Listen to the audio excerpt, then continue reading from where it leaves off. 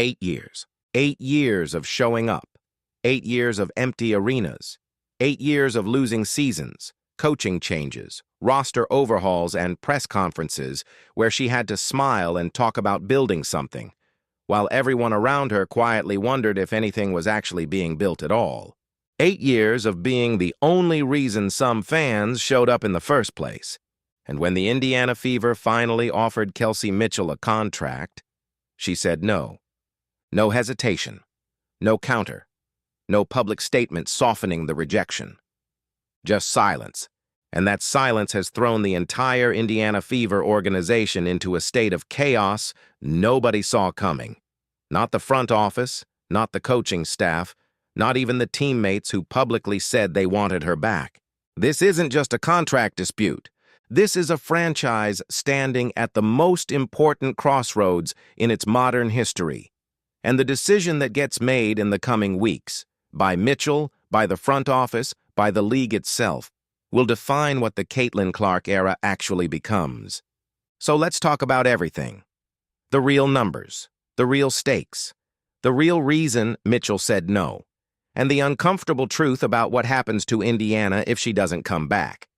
Before we talk about contracts and cap sheets and CBA negotiations, we have to talk about who Kelsey Mitchell actually is to this franchise. Because context matters. And her context is unlike almost any other player in the WNBA right now. Mitchell was drafted second overall by Indiana in 2018 out of Ohio State. She was 22 years old, 2 hours from home, and walking into one of the most difficult situations a young professional athlete can face: a losing team, a restless fan base, and absolutely no timeline for when things would turn around. At Ohio State, she had scored over 2,500 points, one of the greatest offensive outputs in Big Ten history. She had talent. She had options. She chose Indiana. And then Indiana proceeded to miss the playoffs for 7 straight years. 7 years. That's not a rough patch. That's a career. Some players never play 7 full seasons in the WNBA at all.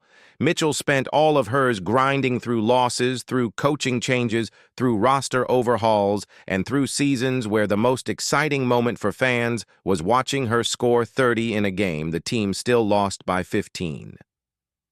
Think about what that actually requires from a human being, not just an athlete. The daily discipline of competing at full intensity when the scoreboard rarely reflects it. The emotional weight of being the face of a franchise that can't give you a winning record in return. The quiet professionalism of showing up, giving everything, and repeating it the next day, regardless of results. Mitchell averaged 16.4 points per game through those dark seasons. She started over 200 games in a Fever uniform. She was the one putting up buckets when there was nothing else to cheer about in Indianapolis. Head coach Stephanie White once described Mitchell as the emotional anchor of the locker room.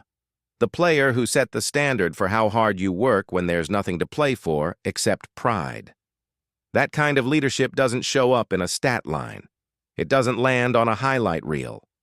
But every successful franchise in professional sports history has had exactly one player like that. The one who holds everything together in the dark so that when the lights finally come on, there's actually something worth celebrating. Kelsey Mitchell was that player for Indiana. She was the foundation before anyone knew what was being built on top of it. Then 2025 happened. Caitlin Clark arrived. The spotlight exploded overnight. Arenas that had spent years half-empty suddenly sold out in minutes. National television cameras that had never pointed at a WNBA game in Indiana were suddenly pointed at every single one. And Mitchell, instead of fading into the background the way veterans sometimes do when a transformative young star takes over a franchise narrative, responded with the greatest season of her professional career. She averaged a career-high 20.2 points per game on 45.6% shooting. She knocked down 2.5 three-pointers per game at a 39.4% clip, numbers that would make her a legitimate offensive threat on any roster in this league. She earned all WNBA first-team honors alongside Aaliyah Boston's second-team selection, the first time in franchise history two Fever players earned all WNBA recognition in the same season. She was an MVP finalist in one of the most competitive MVP races the league had seen in years. These are not feel-good statistics. These are max contract numbers. Full stop. But here's the part that reveals her character even more than the stats do. When Caitlin Clark went down with a groin injury and missed 31 games, Mitchell didn't just fill a scoring void. She became the decision-maker, the shot creator. The player opponents had to design game plans around. She carried the entire offensive identity of the franchise on her back, while simultaneously battling rhabdomyolysis, a serious muscle breakdown condition where damaged muscle fibers release protein into the bloodstream that can overwhelm the kidneys. This is not a minor injury. Careers have ended because of this condition. Mitchell came back from it, suited up, kept playing all 44 regular season games, not 40, not 42, all 44. She said later that she cried about the injury, not because of the physical pain, but because of what this team might have accomplished in the playoffs if everyone had stayed healthy. That level of emotional investment, that kind of genuine heartbreak over a team's lost opportunity, is not something you manufacture. That is someone who genuinely loves this franchise, which is exactly why what is happening right now is so painful to watch. Here's where the story gets complicated, and where understanding the details matters more than the headlines suggest. When the 2025 WNBA season ended, Mitchell's contract expired. She entered free agency. But not in the clean, straightforward way that word usually works, because the WNBA's collective bargaining agreement also expired on October 31, 2025. The CBA is the legal agreement between the league and the players' union that governs everything: salaries, roster rules, free agency timelines, travel standards, benefits, all of it. When it expired without a new deal in place, it threw the entire offseason into a state of organized uncertainty that nobody was fully prepared for. Under the old expired CBA, the Indiana Fever had the option to send Mitchell a core qualifying offer. That contract designation gives Indiana exclusive negotiating rights. No other team can approach her, in exchange for a supermax salary of approximately $250,000. That sounds significant until you understand what the proposed new CBA offers. Under the new agreement being negotiated, the supermax jumps to $1.13 million. Read that again. $250,000 versus $1.13 million. That is not a rounding difference. That is the difference between a comfortable salary and generational financial security for a professional athlete whose career window is measured in years, not decades. The WNBA Players Association sent a clear, unified message to every player in the league. Do not sign anything under the old CBA terms before a new agreement is reached. If you sign a qualifying offer under the old structure, you permanently lock yourself into the old salary, potentially forfeiting hundreds of thousands of dollars. Mitchell, who has spent 8 years earning modest WNBA salaries that never came close to reflecting her actual value, was not going to make that mistake. So she didn't sign. And now the waiting game has begun.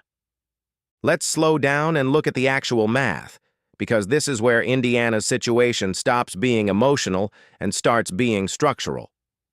The WNBA's proposed new CBA includes a hard salary cap of $5.65 million per team for the 2026 season. No exceptions. Every player on a 12-person roster must fit inside that number. The proposed supermax salary is $1.13 million, roughly 20% of the entire cap for one player. If Indiana pays Mitchell that supermax, it immediately consumes a massive portion of their total budget. But Mitchell isn't the only player who matters. Aaliyah Boston's salary under the new CBA sits at approximately $541,000, about 9.6% of the cap, nearly double what her salary consumed under the old structure. Then there's Caitlin Clark. Her rookie contract is running its course. The Fever will eventually need to pay her the largest supermax in the history of women's basketball. That number looms over every single financial conversation happening inside that organization right now. If Indiana pays Mitchell the $1.13 million supermax and factors in the combined salaries already committed to Clark in Boston, that leaves approximately $3.4 million to fill 9 more roster spots. That works out to roughly $382,000 per player, nearly $100,000 less than the proposed average salary under the new CBA. You cannot build a championship roster with 9 players all earning below league average. You cannot replace what Sophie Cunningham brings with a rookie on a minimum deal. You cannot find Lexi Hull's combination of elite perimeter defense and 40% three-point shooting on the waiver wire. Hull is an elite lockdown defender. Cunningham is the most physically imposing enforcer in the league. What those two gave Caitlin Clark last season went beyond basketball.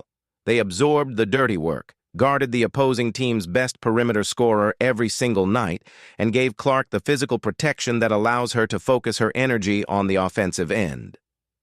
That is not a replaceable skill set. That is a specific, valuable, expensive role. And if Indiana commits everything to Mitchell, they are gambling that they can find that quality cheaply. That is a gamble championship-caliber rosters cannot afford to make. On February 19, 2026, Kelsey Mitchell sat down on WNBA legend Lisa Leslie's podcast and said something that made every Fever fan's heart drop. When Leslie asked how the CBA uncertainty was affecting the players at Unrivaled, Mitchell was honest, raw, and deliberate with her language. She said that nobody on her team knows what their future holds. And then she used one specific word to describe that feeling: scary.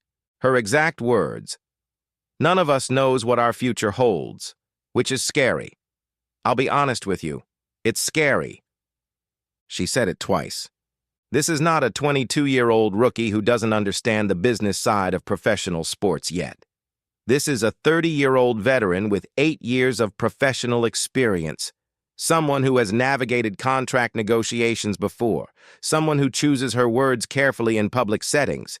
She didn't say uncertain. She didn't say complicated. She didn't say challenging. She said scary. Twice. Deliberately. When a player of that experience level uses that word in a public setting, it is not accidental. It is a signal. It is a message directed at every front office, every agent, and every fan listening, that she does not feel secure about where she will be playing in 4 months. Mitchell also mentioned that the uncertainty has brought her Hive BC teammates closer together, because every single one of them is in the same position. None of them has signed contracts. None of them has certainty. These are established WNBA players, some of the best in the world, and every one of them is entering the 2026 season without knowing which city they'll be playing in or what their paycheck will look like. That kind of collective anxiety doesn't disappear when the cameras turn off. It follows you home. It affects how you sleep, how you train, and most critically, how open you stay to conversations with other organizations who come with certainty and a real number attached. The Mitchell situation doesn't exist in isolation. It exists inside a much larger crisis threatening not just one team, but the entire 2026 WNBA season. The WNBA Players Association has dropped its revenue-sharing demand from 50% down to 27.5% of gross revenue. That's a significant concession. They also presented a counterproposal with a $9.5 million salary cap. The league's proposal sits at $5.65 million. The gap between those two numbers represents the gap between what players believe they deserve and what ownership is willing to pay. And that gap, while narrowing, has not closed. Beyond a potential moratorium on player movement, there is a real risk of a full lockout, where ownership shuts the league down entirely before the season begins. WNBA Players Association Vice President Enfisa Collier has stated she believes a deal will get done before the season starts, but the timeline is tight and the margin for error is razor thin. For Mitchell specifically, every day that passes without a new CBA is a day the leverage equation shifts slightly. Other teams are watching. Other front offices are running their own cap projections. Other organizations would welcome a proven 20-point scorer and veteran leader without hesitation. Every day of silence is a day Indianapolis loses a little more negotiating ground. Now let's answer the question nobody in Indianapolis wants to say out loud. What does the Indiana Fever look like without Kelsey Mitchell? The honest answer is worse, significantly worse. And not just in the ways that show up in a box score. Mitchell was not simply a scorer last season. She was the team's entire offensive identity when Clark went down. She was the veteran presence in a locker room full of young players suddenly navigating the pressure of national attention. She was the safety net that allowed the Fever to stay competitive in the standings when their franchise player was sitting in street clothes on the bench. Losing her doesn't just cost Indiana 20 points per game. It costs them leadership, credibility, experience, and the quiet chemistry that championship rosters are built on over time. Chemistry that cannot be purchased at the league minimum. And here's the layer that makes this even more uncomfortable. If Indiana pays Mitchell the full supermax, they almost certainly cannot retain Lexi Hull and Sophie Cunningham. Both are free agents. Neither will accept below-average money when expansion franchises in Toronto and Portland would pay them properly without hesitation. These are not replaceable rotation pieces. Hull's combination of elite perimeter defense and shooting accuracy is the exact profile every team in the league wants. Cunningham's physical, high-energy style changes how opponents play inside. Both of them gave Caitlin Clark something you can't manufacture: protection, space, and the freedom to operate without absorbing every physical possession. So here is Indiana's impossible equation: pay Mitchell and risk losing the depth that makes the roster function. Don't pay Mitchell and lose the veteran anchor who held everything together when Clark wasn't available. Either direction carries real consequences. And only one direction involves keeping everyone who mattered last season. There is no clean answer. There is only a decision. And that decision needs to be made before Mitchell's options multiply and Indiana's leverage disappears entirely. Here is the uncomfortable truth sitting underneath all of this analysis. Mitchell is 30 years old. She is entering the back half of her athletic prime. This is her last best opportunity to sign a contract that truly reflects her market value, not just her statistical value, but the full weight of 8 years of loyalty to a franchise that spent most of those years losing. Professional athletes have short windows. The body doesn't negotiate extensions. And Mitchell, who spent the early years of her career earning salaries that didn't come close to matching her actual impact on this franchise, has earned the right to collect what she is worth before that window closes. No reasonable person could blame her for that. Not after 8 years, not after rhabdomyolysis, not after all 44 games, not after the tears she shed over a playoff run that never happened. Chicago has been mentioned as a potential destination. The Sky would welcome a proven scorer and veteran leader immediately. Other teams around the league are watching this situation closely, waiting to see if Indianapolis miscalculates this. The front office has a narrow window to make this right, not with words, not with praise in press conferences, not with teammates publicly expressing their desire for her to return, with actual financial commitment that tells Mitchell clearly and directly, "Your legacy belongs in Indianapolis, and we are willing to prove that in a contract." Right now, Indiana has the praise. They do not have the signature. And that gap, small as it might appear from the outside, is precisely where futures get decided. Let's bring this all the way back to where we started. 8 years. Every game, every loss, every empty seat, every season that ended without a playoff appearance, every moment when she could have pushed for a trade, could have demanded out, could have found a reason to leave. She stayed. She stayed because Indianapolis was home. She stayed because she believed in what was being built, even when the evidence was thin. She stayed because some players simply are who they are, regardless of what the scoreboard says. And now, when the lights are the brightest they have ever been, when Caitlin Clark has transformed this franchise into the most talked-about team in women's basketball, when everything Mitchell spent 8 years building is finally paying dividends, the organization has to decide what her loyalty was actually worth. This is not just a contract dispute. This is a values statement. It is Indiana telling Mitchell, and every player watching this situation, exactly how much history and dedication factor into financial decisions. The money is complicated. The CBA is unresolved. The cap math is tight. None of that changes what this moment actually means. Mitchell built something real in Indianapolis, brick by brick, season by season, in years when nobody was watching. Now the lights are on. The window is open, and it will not stay open forever. The Fever cannot afford to get this wrong. Not financially, not structurally, and not in the way it would signal to every future player considering what Indianapolis values. Whatever happens next, it changes everything, and we will be watching every single move. This situation is developing daily. The CBA negotiations are ongoing. Mitchell's free agency clock is ticking. And the moment anything breaks, a signed deal, a trade, a new CBA agreement, we will break it down completely. Hit subscribe and turn on notifications right now, because the next chapter of Indiana Fever basketball is being written in real time. Don't miss it.